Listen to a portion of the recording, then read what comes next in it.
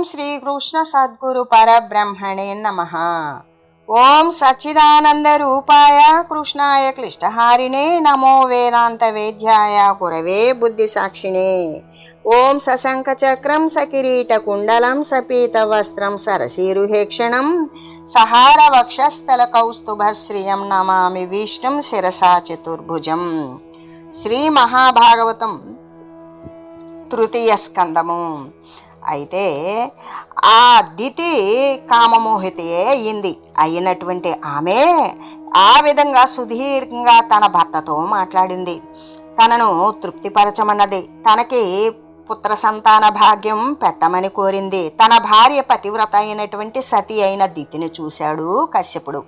చూసి నిశ్చలమైనటువంటి ధీరతతో తీయని మాటలను ఇలా పలుకుతూ ఉన్నాడు. నీవు చెప్పిన విధంగానే పురుషులకు ధర్మము, అర్థము, కామము అనే 3 పురుషార్థాలు కూడా స్త్రీల వల్లనే అంటే భార్యల వల్లనే సిద్ధిస్తాయి.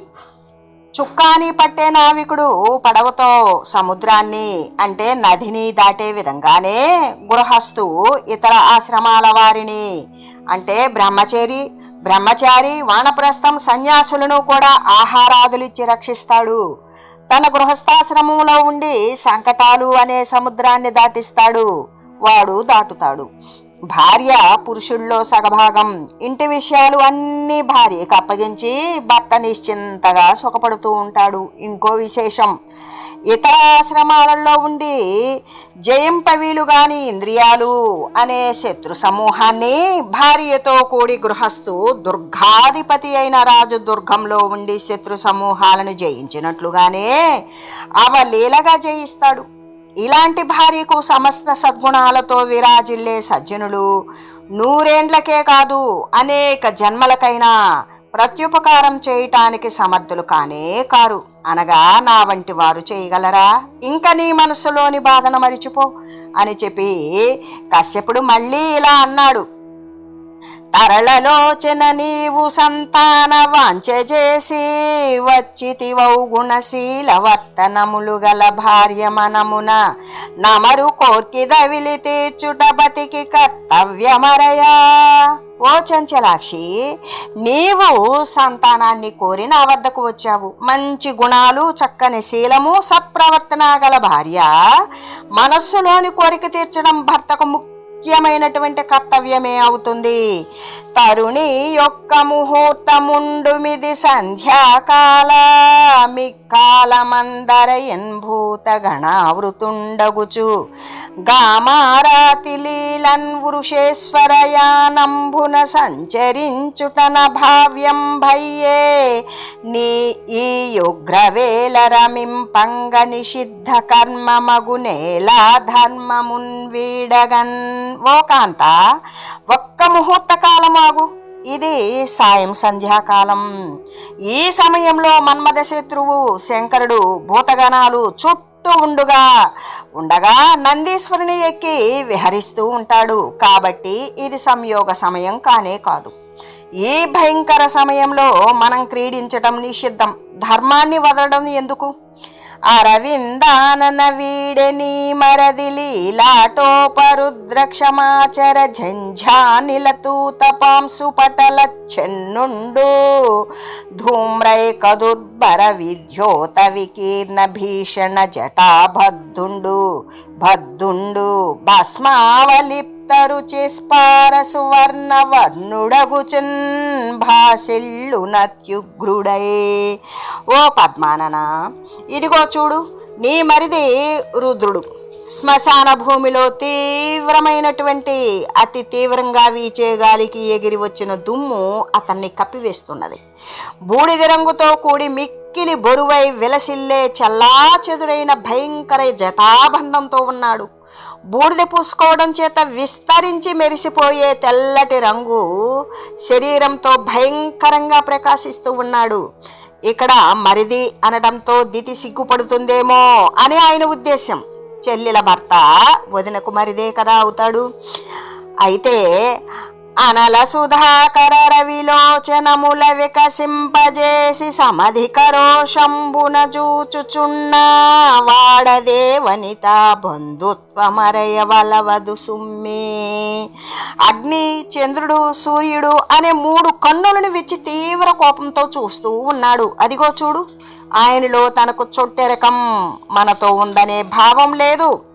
శంకరుడు సాక్షీభూతుడు, సర్వకాల సర్వావస్థలలో కూడా జగత్తు త్రినేత్రాలతో చూస్తూనే ఉంటాడు అని అంతరార్థంగా ఆ కశ్యపుడు తెలియజేస్తూ, అతనికి దళపోయ హితాహితులను సన్మాన్యులను విహీనులు నతిగర్హితులును లేరి సుడు సమమతియును నిఖిలైక భూతమయుడైయుండున్. ఆయనకు మిత్రులు, శత్రువులు, గౌరవింపదగిన వారు, నింద్యులు, హీనులు అని ఎవ్వరూ లేరు. ఈశ్వరుడు సర్వసముడు, సర్వప్రాణిమయుడు అయి ఉంటాడు. కావున మద్భ్రాత భవద్ధేవరుడనే తరుణిని మదించూడకు మా దేవాదిదేవుద్రిజగత్ పావను నిఖిలైక నేత భగవంతు హరున్.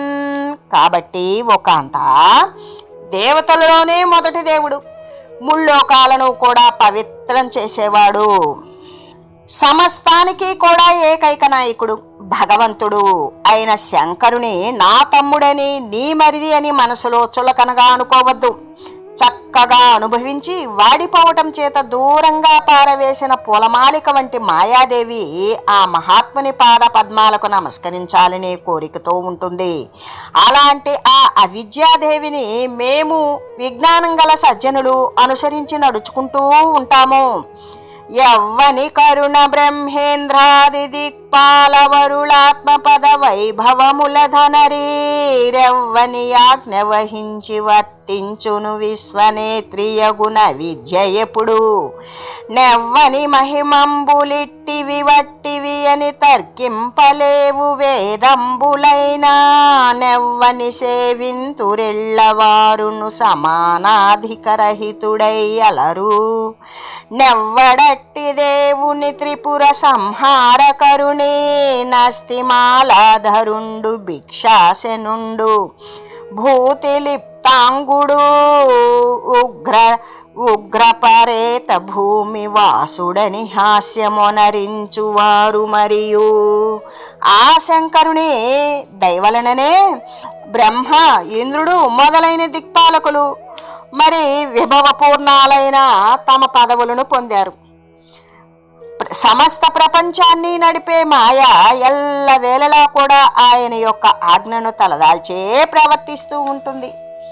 ఆయన మహిమలు ఈ పాటివి, ఇంతటివి అని వేదాలు కూడా చర్చించి నిర్ణయించలేవు. అందరూ ఆయనను సేవిస్తూ ఉంటారు. ఆయనతో సమానుడు కానీ, ఆయన కంటే అధికుడు కానీ మరొకడు ఎవ్వడూ లేడు. ఇంతటి మహిమ గలవాడు శంకరుడు.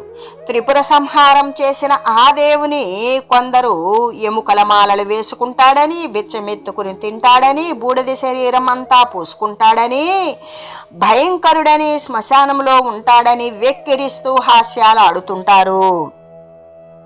ధరసునక భోగ్యమును నిహ పరధూరమునైన తనువు పాధేయముగా నిరినమ్మి వస్త్రమాల్యాభరణంబులలంకరించు పామర జనులన్.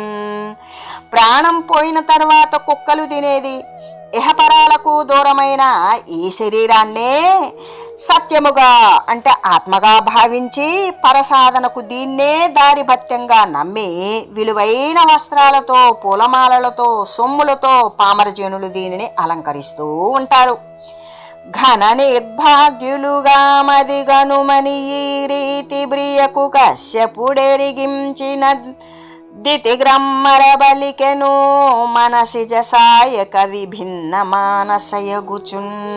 అలాంటి వారిని నిర్భాగ్యులని, దురదృష్టవంతులని తెలుసుకో అని కశ్యపుడు ప్రియపత్నికి ఉపదేశించాడు. కానీ మన్మథ బాణాలతో మనసు భిన్నమైన దితి మళ్ళీ భర్తతో ఇలా అన్నది: మునుకొని లజ్జావనత వదనయై ప్రాణేశు కొంగుదాలిమి దోలంబెనగొనియవార కామిని యనువున వినిషిద్ధ కర్మమందభిముఖి అయి ధృతి తొలగి కామంతో కలిగిన సిగ్గుతో తల వంచి ప్రాణప్రియుడైన భర్తపై వస్త్రాన్ని పట్టుకుని లాగింది. ఆ పని వేశ్య చేసే పని వంటిది. విధివశాన ఆమె నిషిద్ధ కార్యం చేయటానికి ఆ సమయంలో సిద్ధమైంది. అంటే దీని యొక్క అంతరార్థం ఏమిటి అంటే దుష్టమైనటువంటి సంతానం కలగడానికి పూర్వరంగం అంటే ఈ ఘట్టం మొదలైంది అని చెప్పడం కోసం ఈ రీతిగా భార్య దితి చేసిన నిర్బంధాన్ని కశ్యపుడు కాదనలేకపోయాడు. పరమేశ్వరునికి నమస్కారం చేశాడు. ఏకాంతంలో భార్యా సంగమం చేశాడు. ఆ తరువాత శుద్ధుడు కావటానికి కశ్యపుడు చేతులు కాళ్ళు కడుక్కున్నాడు. యథావిధిగా స్నానం చేశాడు, ప్రాణాయామం చేశాడు, పవిత్రమయ్యాడు. సనాతనమైన ఓంకారంతో కూడా గాయత్రి మంత్రాన్ని జపించాడు. ద్వితీయును నిషిద్ధ కర్మస్థితికై మదిలోన సిగ్గు చిట్టాడగా నానత వదనయగుచున పశుపతి వలని భయంబుగల్గి పరమ ప్రీతిన్. దితి కూడా ఏం చేసింది? శాస్త్ర నిషిద్ధ కార్యం చేసినందుకు మనస్సులో లోని సంకోచంతోటి సిగ్గుతో చెల్లించింది, బాధపడింది, శివాపరాధానికి భయపడ్డది. తల వంచుకొని భర్త మీద ప్రేమతో ఏమంటున్నది? కశ్యపును చూచి ఆమె ఇలా అన్నది: సమస్త భూతాలకు అధిపతి అయిన పరమేశ్వరుడు నా తప్పు సహించి నా గర్భాన్ని కాపాడుగాక. ఆయన రుద్రుడైన మహాత్ముడు, స్వయంగానే ప్రకాశించేవాడు. ఆయన ఆజ్ఞను ఎవరూ జవదాటలేరు. కోరికలతో సేవించే వారికి ఫలితాన్ని ఇస్తాడు, కోరికలు లేని వారికి మోక్షాన్ని ఇస్తాడు. దండాన్ని ధరించి ఉంటాడు, దుష్టులను శిక్షిస్తాడు, దండించదగిన వారిని దండిస్తాడు. పరమాత్మ అయిన ఆయన జగత్తులో వ్యాపించి ఉండేవాడు, సత్వాది గుణాలు లేనివాడు, ఎలాంటి కోరికలు కూడా లేనివాడు, భక్తులకు సులభంగా ప్రసన్నుడయ్యేవాడు, ఐశ్వర్యాది 6 గుణాలు కూడా కలిగినవాడు. అలాంటి పరమేశ్వరునికి నమస్కరిస్తాను. భగవంతుడు జగత్తును ధరించేవాడు, యోగ్యుల యందు పరమానుగ్రహం గలవాడు, దయలేని వారి నుండి రక్షింపదగిన స్త్రీలను రక్షించేవాడు. సతీదేవి భర్త అయిన సర్వేశ్వరుడు నన్ను రక్షించుగాక అని స్తోత్రం చేసింది. అద్భకులు లేని దగుటను గర్భముని జనాధు వలన గమలాననగా విర్భూతమైన కర్మ వినిర్భర పరితోషమాత్మ నెలకొని ఉండెన్. దితికి అంతకుముందు పిల్లలు లేరు. తన భర్త వలన గర్భం కలిగింది ఆమెకు. అది ధర్మబద్ధం కాబట్టి అత్యధిక సంతోషం ఆమెకు మనస్సులో కలిగింది. అయితే దానికి ఏ విధంగా అంటే అప్పుడు కశ్యపుడు ఆ సమయంలో చేయదగిన సంధ్యావందనాదులను యథావిధిగా చేశాడు. ఆ చెలికి గర్భ చిహ్నములేచిన పరితోషమాత్మనే పారకమారి చుండు నిజతలో ధరించూచి అకర్మమునకాత్మ సృక్కుచు బలికెన్. అతని భార్యకి గర్భచిహ్నాలు ఎక్కువగా వ్యక్తమయ్యాయి. కశ్యపుడు అందుకు మనసులో సంతోషపడలేదు. చేయరాని పని చేసినందుకు మనసులో బాధపడుతూ తన భార్యను చూచి ఇలా అన్నాడు: సతి నీవే గతి నింద కోడక మనోజాతేక్షు కోదండ నిర్గత నారాచ పరంపరాహత విశీర్ణ స్వాంతవై పాప సంగతి లజ్జా భయ ధర్మముల్ విడిచి దుష్కాలంబునందే రమించితి బల్మిన్ వెలయాలి కైవడిన్ దుశ్శీల క్రియాలోలతన్. కాంత, నీవు ఎలాంటి లోకనిందకు భయపడలేదు. మన్మధుని ధనుస్సు నుంచి బయలువెడలిన బాణ పరంపరతో కలిగిన దెబ్బతో నీ మనసు శిథిలమైంది. పాపబుద్ధితో సిగ్గును, భయాన్ని, ధర్మాన్ని కూడా వదిలివేశావు. చెడు కాలంలో దుశ్శీలురు చేసే పనుల యందలి ఆసక్తితో వేశ్యలాగా బలవంతంగా నాతో క్రీడించావు. అలా చేయడం వల్ల సతి విను భూతగణ ప్రేరితులై రుద్రానుచరులు పృదు శక్తి సమన్వితులుగ్ర కర్మలతి శౌర్యతములు భద్రానుభద్రులును నామములున్. కాంత, దాని ఫలితం విను.